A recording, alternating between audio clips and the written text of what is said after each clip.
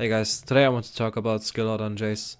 In my opinion, Skillorder on Jayce is a bit more versatile than most people think, so I'm going to show you mine. Keep in mind that those skill orders suit my playstyle the best, so it's not a best skill order for everyone kind of guide.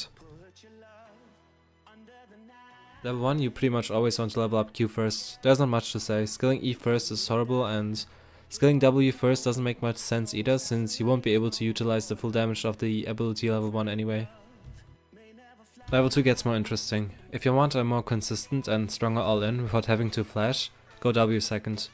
W second is very useful against melee champs, since they generally have to get into your auto-attack range to farm the wave.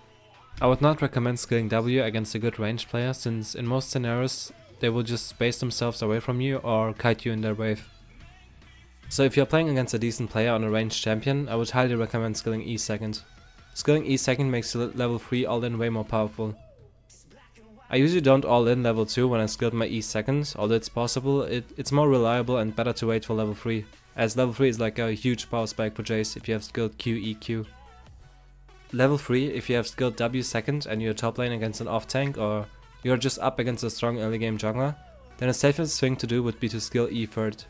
If you don't have your E and you're getting ganked, you most likely have to burn your flash, so getting E level 3 is very important top lane. If you have skilled E second, you generally want to put another point in Q. It's such a huge damage boost and a decent power spike for Jayce in lane. Although if you're running low on mana or you're just low HP, in which case you can't really trade or kill your enemy, then going for W third is a good option as well. It's really helpful to wave clear and last it if you want to just go back. Now to the full skill order. Starting with top lane Jayce. Against a tank, if you have gotten early kills or just generally are way ahead of your lane opponent, my skill order looks like this. I max my Q first and then I split the points between E and W. Maxing W first against a tank if you're behind is kinda pointless. Maxing E against a tank that you're dominating is also not as strong. They weren't able to stack as much armor or health, so maxing E won't be doing much.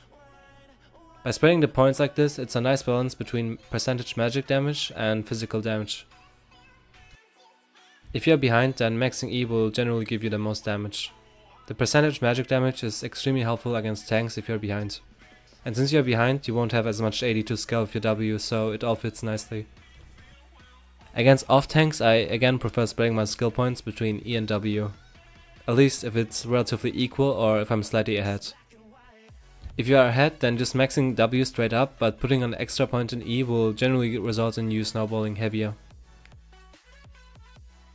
For mid lane Jayce, you generally want to max your Q first and your W second against squishy champs.